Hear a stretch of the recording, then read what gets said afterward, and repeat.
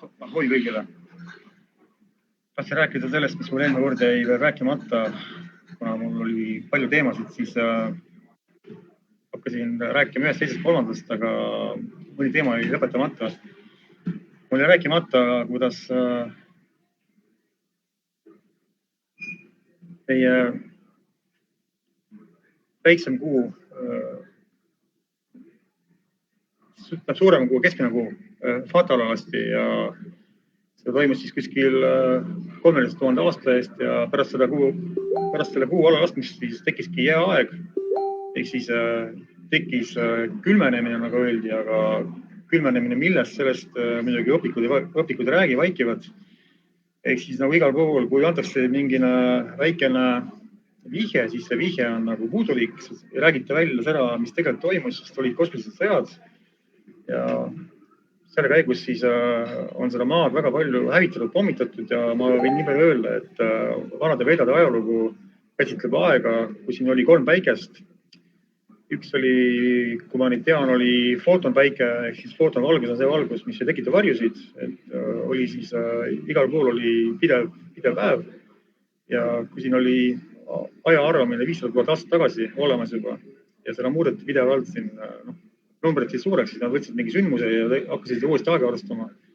Sellepärast on siis viimane ajaarvestus 7529 rahu sõlmimisest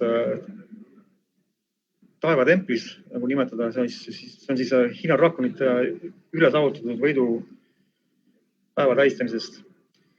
Nii et see kuu lasti alla, siis tekkis jälle maa peal selline suur katastroof, maatelg vajus viltu, 23,5 kraadi viltu telg praegu.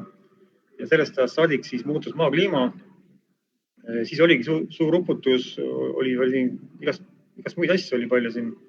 Ja ühesõnaga see jää kestis tükk aega, see ei olnud mitte 10 000 aastat tagasi, vaid 13 000 aastat tagasi. Ja pärast maa kuidagi moodi sai siis jonksu uuesti taastus, see nurk on siiamaani sees seal ja kui see nurk ära kaob, siis kaob ära ka suvi ja talv. Aga seni, kuni see nurk sees on, seni kaua me siis praegu vaatame lund ja suvel vaatame siis rohelust paraku. Ja puudutab üldse meie ajalugu, siis vanasti oli olemas Grande Tartaria, ehk siis tatarlane ja Tartaaria, 2 eri asja. Tartaaria on siis suur maavalgus, mis siis lõpuosas oli ainult Uuralitest kuni sinna Kaug-Idani ja lõunasse. Vist oli nii, ja algusest oli tegelikult, kui ta veel ülepool võetud, oli väga suur ala, ta ulatus Atlandi ookeanist kuni siin Kaug-Idani ja oli siis Põhja-Aafrika oli seal sees, seal oli Väike Aasia ehk Türgi, seal oli siis Pärsia, oli Kesk- ja Põhja-India ja alates Kesk-Hiinast, nagu rääkisin, et see oli kõik üks suur riik ja tegelikult oli ka Põhja-Ameerika oli siis kõik üks Tartaaria osa ja Alaska müüdi maha alles 150 aasta eest, mis ta seal oli kuskil 800 midagi. Ja tegelikult on Põhja-Ameerika olnud kõik vanast turistide käes, sellepärast, et ka need nimed, mis seal praegu alles on lihtsalt natuke muudetud, aga nad meenutavad selle aega, kui seal olid siis kohal russid ja võtame neid osariike, eriti veel see läänepoolne osa. Idapoolses osas olid indiaanlased, ehk siis nagu vaenulik rahvas ja see piirdes kulges läbi Nebraska osariigi, ehk need olidki siis Nebratski narod, Nebraska ja linn Sacramento on sakraalne mesto, seal on sakraalne koht. Arizona on siis Ariska ja Zona ja Nevada on Nevada, vett ei ole. Seal oli väga palju neid nimesid, mis seostasid koha siis mingi sündmusega või mingi siis olemusega. Vaadake, Julie Poe räägib sellest väga hästi ja väga põhjalikult. Nii et me elame ülisuures vales, kogu me ajalugu on üks täielik butafooria ja ma soovitan inimestel tõesti seda saada teadlikumaks ja minge arvutisse, vaadake arvutisse, seal on olemas kõik asjad. Ainult on vaja leida peale uudiste ja peale nende ajupese kanalite, peale selle 95% uudiste kanalite, mis kuulub kõik 6 korporatsioonile. 6 korporatsiooni valdavad 95% maailma uudiste kanalitest, lehtedest, raadiotest, TV-st. ja nad on teinud arvutisse YouTube'i igale poole võltskanaleid ja näevad, et seal blogijad postitavad neid lugusid, mida teavad, nad on sinna ka teinud vasturünnaku.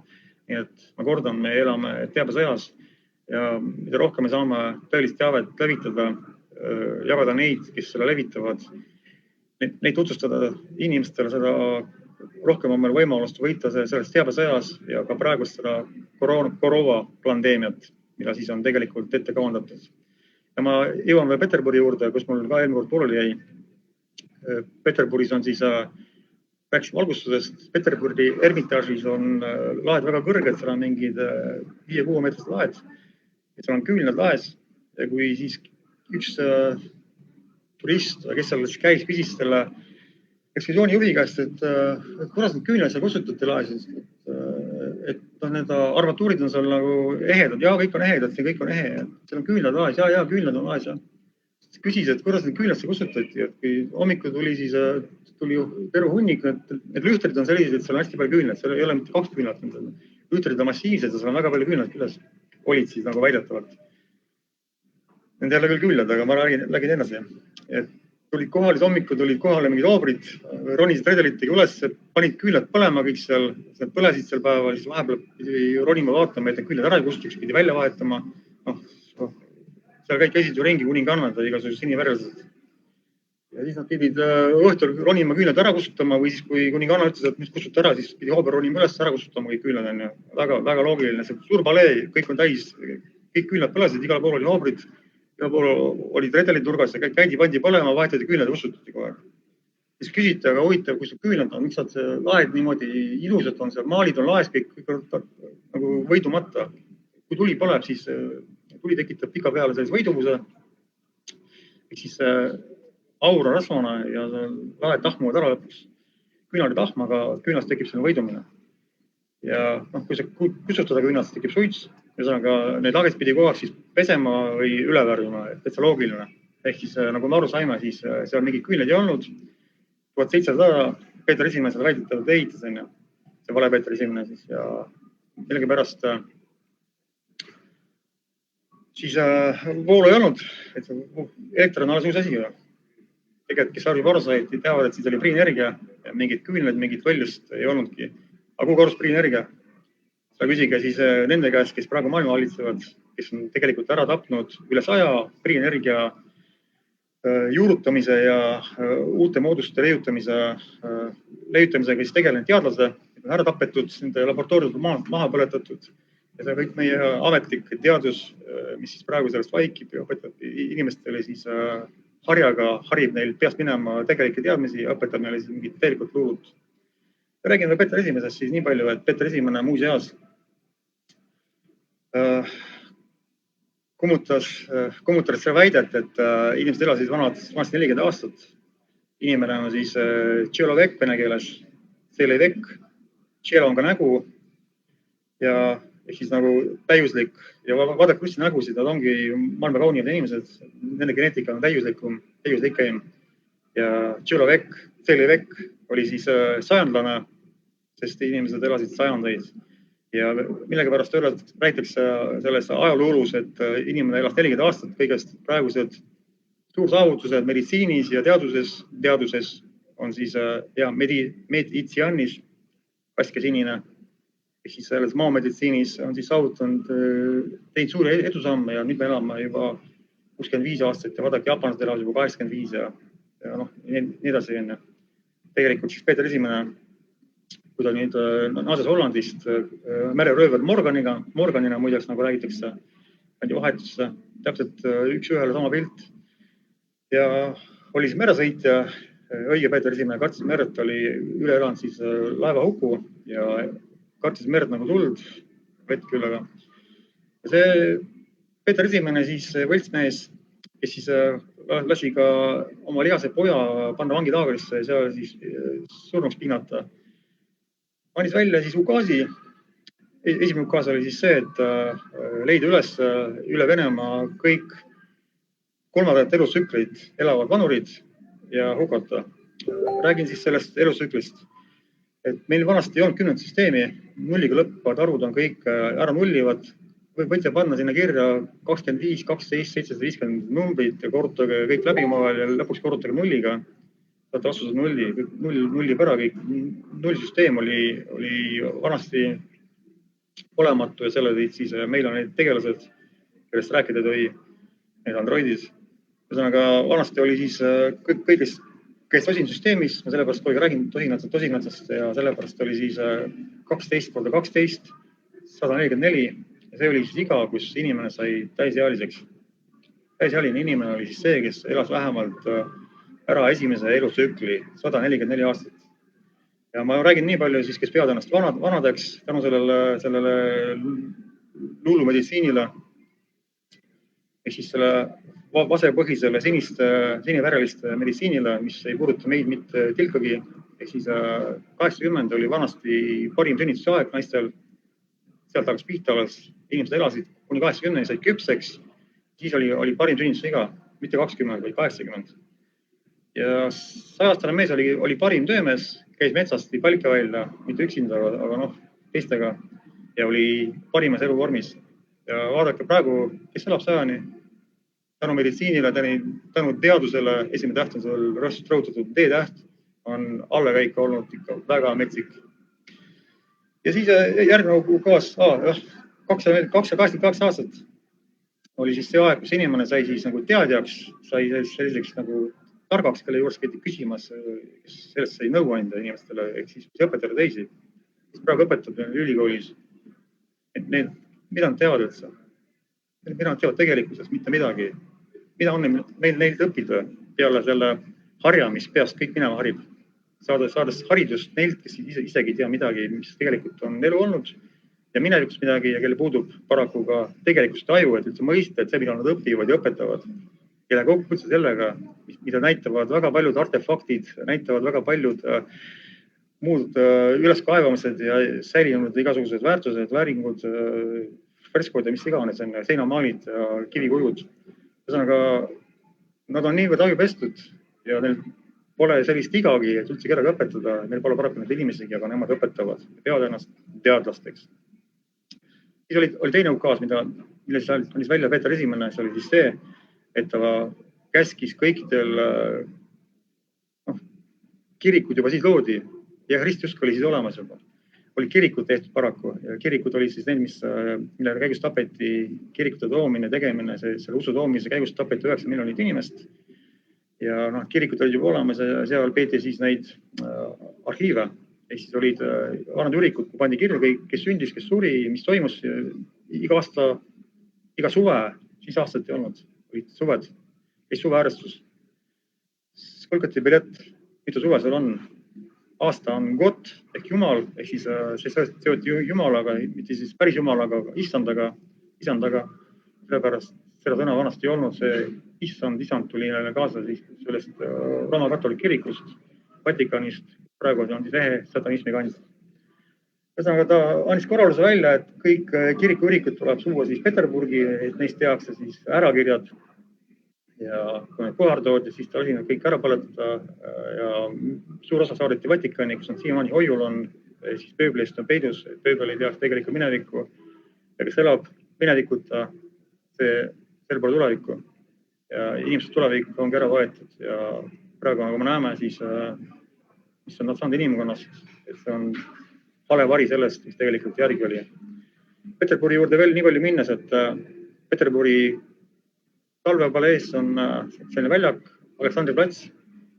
Seal seisab suur Aleksandri koloss. Et vaadake, otsige pildid üles, vaadake selle kolossi, vaadake selle kõrgust ja selle ehitust ja saate aru, et sellist kolossi ehitada 300 aasta eest, see on võimalik. Hakkan tooma nüüd näiteid. Esiteks, kui me teame, et Peterburg asub soos. Soo peale ehitati, seal ei ole graniiti. Graniiti seal ei ole, kaevaka palju tahate, seal ei ole graniiti. Esimene lähim grandileiu koht, nagu siis öeldi, asus Karjalas ja sinna on 250 kilomeetrit. Ehk siis vähemalt, kui mitte kaugemalt.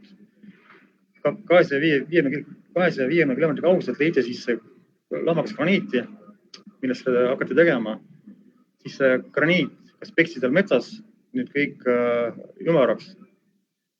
toodi siis hobuste saanidega, kettidega, toodi kohale, see kaalub 600 tonni.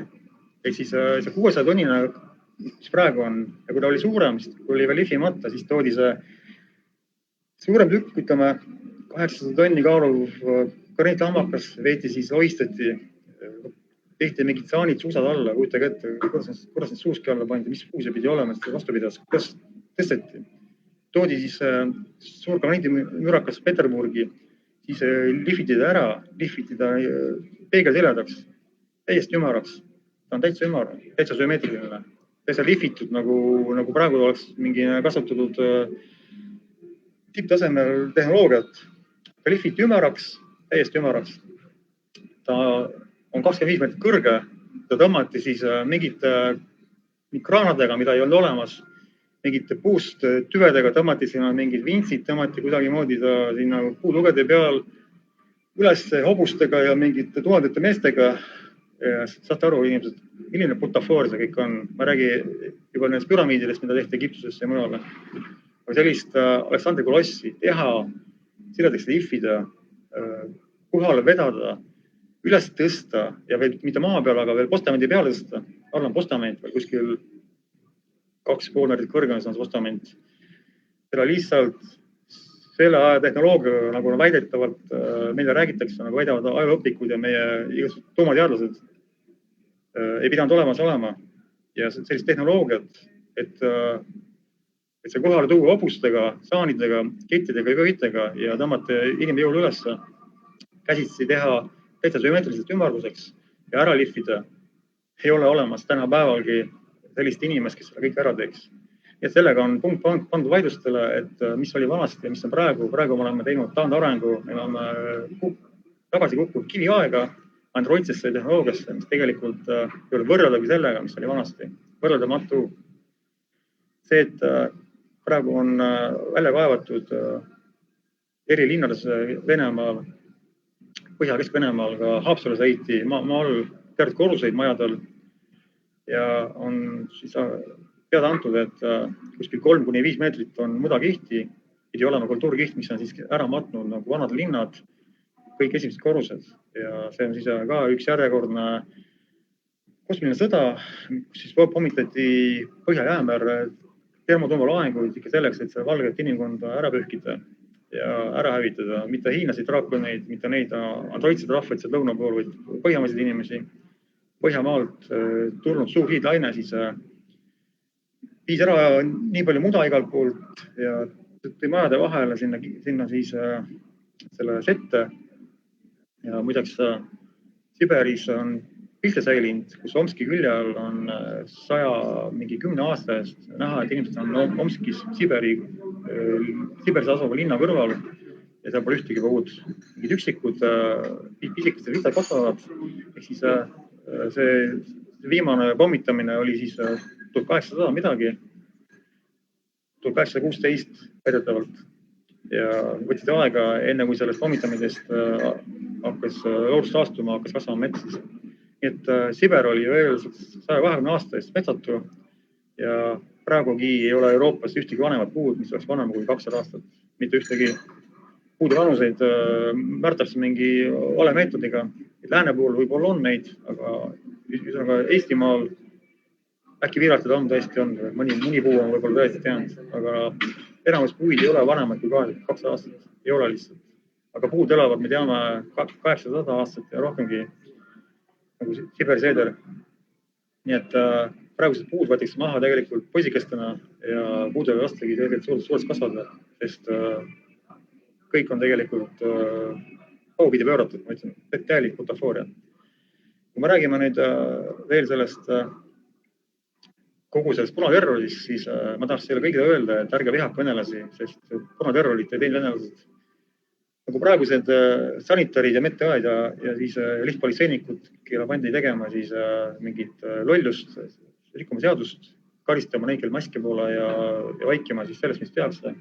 Nii olid ka need punasõdurid, lihtsalt need, kellele anti püsk kätte, et võeti sõjaväkke, saadeti siis tegema asju ja kavandasid tegelikult need erinevad trotskid ja muud tegelased, kes siis ei kuulu inimeste hulka, vaid on jällegi androidse algaga. Nii et kogu selle kõik veresaunad, mis tehtud, kogu süü kõikide ajalooliste terrorite eest asub ainult üürahval, ühtedel androididel, mitte kellegi teisel. Ja kui me räägime nüüd Eesti Vabariigist, siis Eesti Vabariiki siis ei saanud taastada ja seda ei saanud teha siis inimene, kes oli Vene NFSB president, ehk siis Jeltsin. Seda pidi tegema Gorbatšov, aga Gorbatšovil kui see muidugi tehti, kui see tunnustati, Gorbatšov oli veel Vene president, aga tema seda ei tunnustanud. Nii et see on üks põige veel sinna, et tegelikult Eesti Vabariiki ei ole olemas. Eesti Vabariigil pole maa-ala, elame kõik Eesti NSV territooriumil ja Eesti Vabariigi maa-ala asub merešelfis ehk siis neutraalvees. Kuna seal ei ole kellelgi ühtegi õigust maale, siis Eesti Vabariigi maal on seal ja kui teid politsei karistab, siis küsige, et kas te viibite, hulbite seal praegu on neutraalvees, et nendel on õigus teid karistada või olete te siin Eesti NSV maa peal, kus sellel näitlejal ega kellegi teisel tegelikult ei ole mitte ühtegi õigust teid siin Võru maal üldse tülitada. Ja kui me räägime üldse presidentidest, siis vaadake ringi, kes on presidendid. Kui Venemaale toodi selline mõista nagu president, siis Gorbatšov oli inimene, kes sai kõva altkäemaksu. Esimene altkäemaks oli tal siis antud Lõuna-Koreas. Lõuna-Korea presidendi Rode U poolt oli $200,000. Pandi talle mapi vahele selle eest, et ta siis müüks maha Nõukogude Liidu. Ta teeks siis sellest nagu kommunistlikust riigist ütleme selle lääne asumaa, Ameerika asumaa, mis praegu Venemaal on. Venemaal tuleb praegu välja iga päev $1 miljard lihtsalt seda pihta pandud raha, mis on siis seaduslikult välja veetav. Ja miks Venemaa vaene on, sellepärast, et Venemaa ongi tehtud täitsa seaduslikult nagu USA asumaaks ja lüpselehmaks. Gorbatšov sai siis $200,000 sellelt Rode U-lt Lõuna-Korea presidendi altkäemaksu ja selle eest hakkas siis lammutama Nõukogude Liitu. Ja siis ta ju võttiski omale nime resident, ehk siis vene keeles on ta postanovačnõi resident, eesti keeles on siis paigutatud resident. Ehk siis eesti keelde öeldama kohaliku koloniaaladministratsiooni paigale pandud resideeruv juht. Nii et palju õnne kõigile, kes siiamaani usuvad Eesti Vabariiki. Räägime Eesti Pangast ka. Et Eesti Pank on tegelikult ju täitsa vale sõna, et sinna peaks sildi panema, mis vastab tõele, peaks kirjutama sinna niimoodi, et see on Euroopa Keskpanga Eesti filiaal, ehk siis Eesti prokontor, eesti keeles öeldama. Ja kuna seda silti siis ei ole, siis see riik, mis ei oma pankagi, ei ole mitte mingi riik. Kes ei kontrolli raha, ei kontrolli majandust ja kui riigil puudub kontroll rahanduse ja majandusele, siis pole see riik on sõna otseses mõttes asuma ja kuna meil on resident, siis on see selge, et me elamegi asumaal, mis mitte kunagi rikkaks ei saa. Võite valida, millist poolliitikut tahate. Kõik poolliitikud pakuvad poolikud liited ja mitte kunagi terviklahendust ei tulegi, senikaua kui see tsirkus kestab. Ja nüüd sa saad aru ka sellest, et miks praegune koroonapandeemia siin kestab. Miks Eesti Vabariik siis sellega kaasa läheb? Lihtsalt käsk on selline. Ja räägime siis üldse sellest, miks inimkond alla on läinud. Ja vaatame igapäevaelu. Nagu ma kirjutasin Facebooki, siis inimesed on kõik pandud tarbimishulludesse. Kõik see 95% seda illuminaatlikku massajakirjandust on inimesed ära peedistanud, pannud tarbima, pannud võlgu elama. Kellel uhkem auto on, kellel uhkem on riided, kellel on uhkem maja ja nii edasi, uhkem tehnika, uus telefon, uued arvutid, kõik peab uus olema ja näitama, pange pilti üles arvutisse. Ostite omale uue telefoni, pange üles, ostite uue kleidi, pange üles Facebooki. Näha oleks, siis tekib teistele ka soov, et tahaks ka osta ja raha pole, siis võetakse võlgu ja nii võlgu elataksegi. Sellepärast praegu kõik nii vapka seda kõike teevadki, et lihtsalt inimesed kardavad sest ilma jääda ja kardavad tegelikult ju seda just, et nad jäävad rahata ja ei suuda enam maksta autoliisinguid, korterliisinguid ja võetud pesemasinad ja muude tehnika pilla, palla, tilu-lilu liisinguid, mida on kokku kahminud omale. sellepärast ei ole siis võimalik ja inimesed lihtsalt ei ole aru saanud, et see elu on neil nii korraldatud, et nad elavadki võlgu ja jäävadki oravarattasse ja tegelikult surevad ikka vaestena, sest kõik on ära korraldatud. Inimeste ajupesu on selles mõttes väga kurb vaadata, et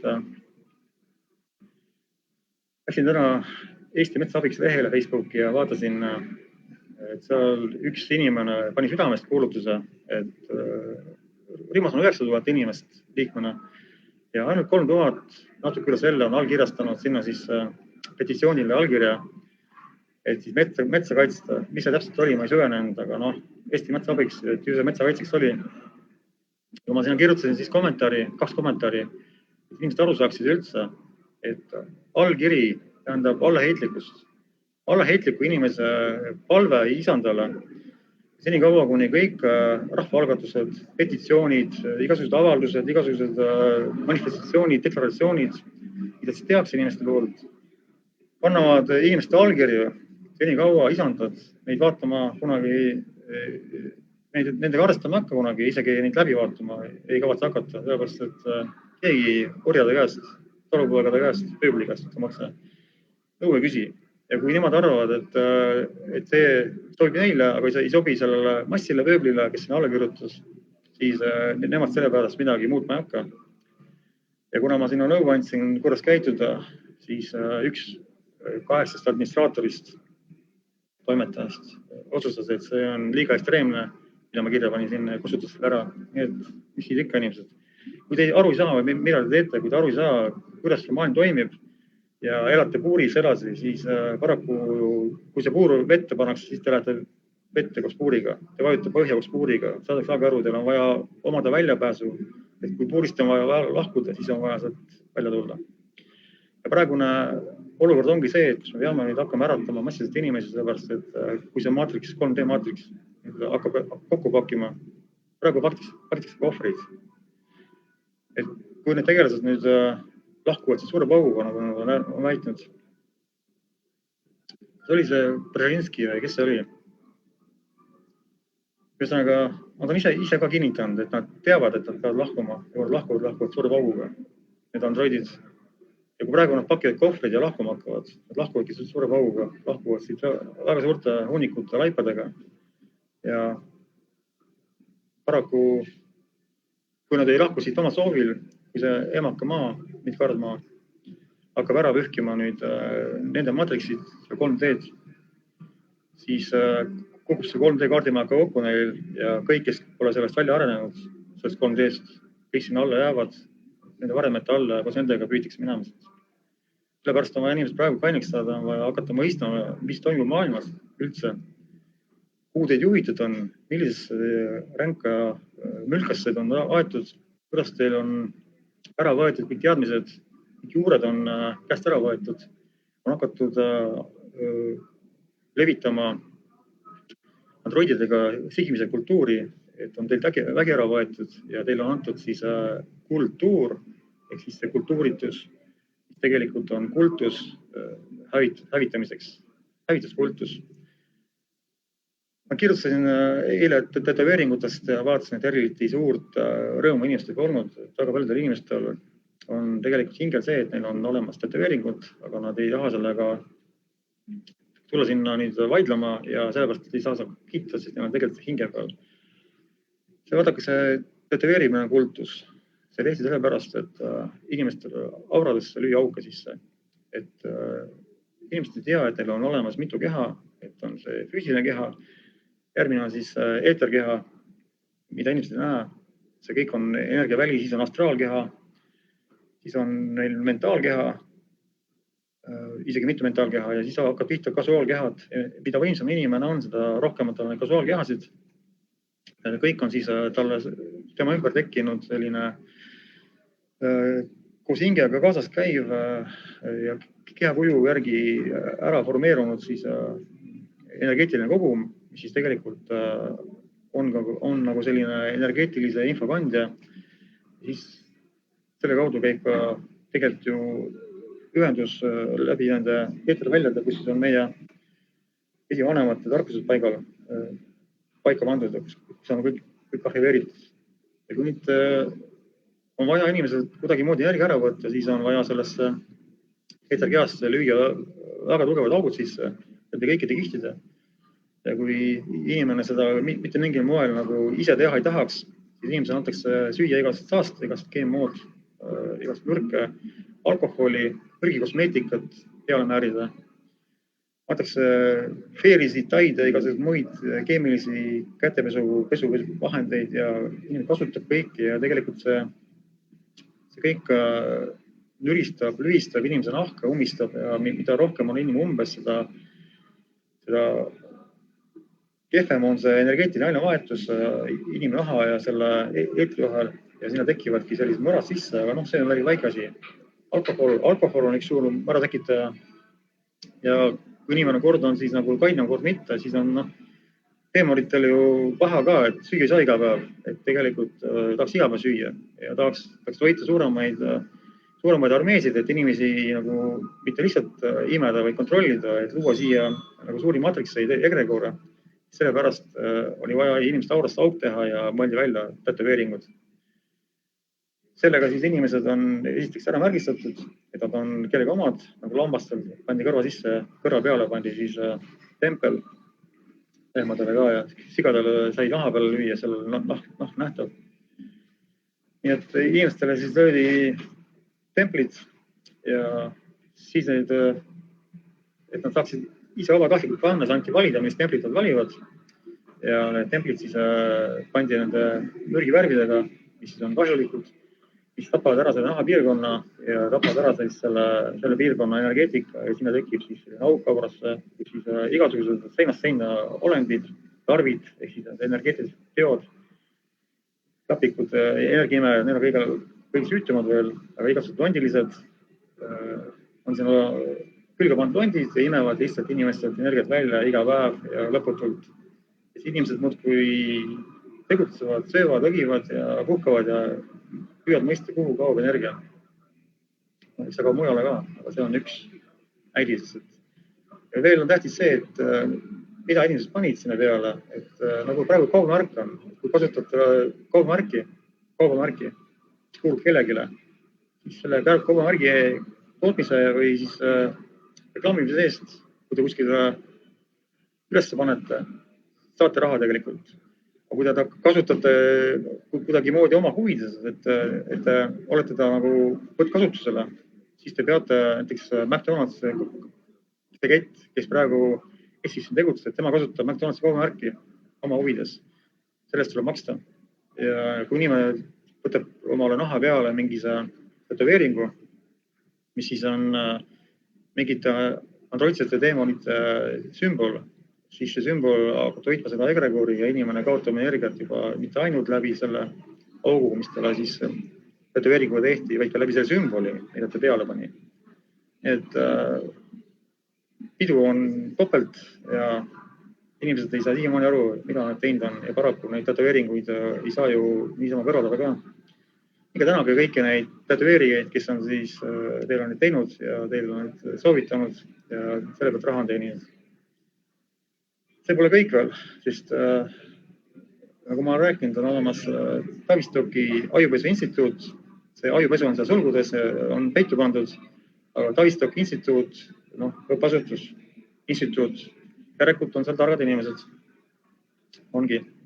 Ma olen rääkinud sellest, tegeleb ju aastast 48 vist ametlikult selle nime all, ennem oli ta teise nime all ja ei kuulunud Rothschildile või Rockefellerile, vahet ei ole, üks laine käik seal.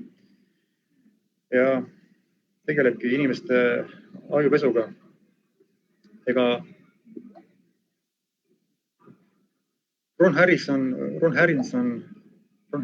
ja John Lennon on ju niisama mõrvatud, sest Beatlesitele määriti pähe nüüd nende poolt just. See, et nad peavad siis kontserditel hakkama inimestele allapoole nava juttu rääkima ja siis neid massilisi noorte horde, kes neid siis kuulasid ja lugu pidasid nendest, pidi hakkama siis John Lennon rääkima igasuguseid väärakaid asju, et alkohol ja seks, truukseks ja rock'n'roll. ja pidi juhtima siis noored sellele halvale teele. Tehti mitu aastat ja lõpuks, kui siis John Lennon sai aru, et see pole tema eesmärk inimesi sellele halvale teele viia ja ütles siis selle Briti Mi-6, vist oligi Mi-2 vist oli, eriteenistuse nendele jälgijale või siis nende haldajale, kes nad võttis oma halduse alla. Tal oli mingi nimi ka, aga ma ei hakka praegu meenutama. Et ta ei kavatse enam seda teha, et ta läheb, räägib rahvale tõtt, et tegelikult see, mis nad rääkinud on siiamaani, see ei ole üldse nagu nende soov, et neid on kästud seda teha. Siis möödus mingi väike aeg ja John Lennon lasti maha. Selle peale siis läks Ron Harrison ja ütles, et ta räägib ise välja selle kõik, lasti temaga maha. Ühesõnaga kõik, kogu see show business, kõik need lavapüünele pääsevad näitlejad, mitte kõik, enamus, täpsustame, taidlejad, nad on kõik läbi käinud saatanliku koolituse, need on kõik võetud sihikule, neil on kõigile, ma täpsustan ikkagi enamusele, kes on püünele pääsenud, on suhu pandud siis sõnad, mida rääkida selleks, et pärastada, debiilistada noorsugu. Ja kui noorsugu on ära debiilistatud, siis rahval tulevikku enam pole. Vaadake praegu popmuusikat. See popmuusika on tegelikult, paljud on hea meloodiaga laulud, aga väga palju laule on täielik saast, muusikaline saast, ehk siis nagu ütleme helipraht. Aga sellele on pandud siis mingi rütt taha ja kui seda kuulata, siis tegelikult inimene läheb seest keema, vesi läheb seest keema.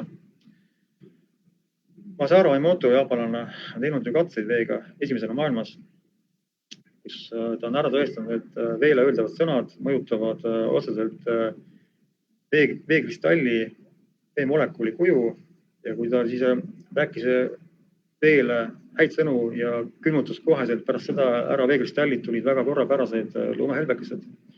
Kui ta rääkis sinna halbu sõnu ja kohe külmutus tulid sinna väga ebamäärased, koledad ja ebaloomulikud, ütleme, lumehelbekesed.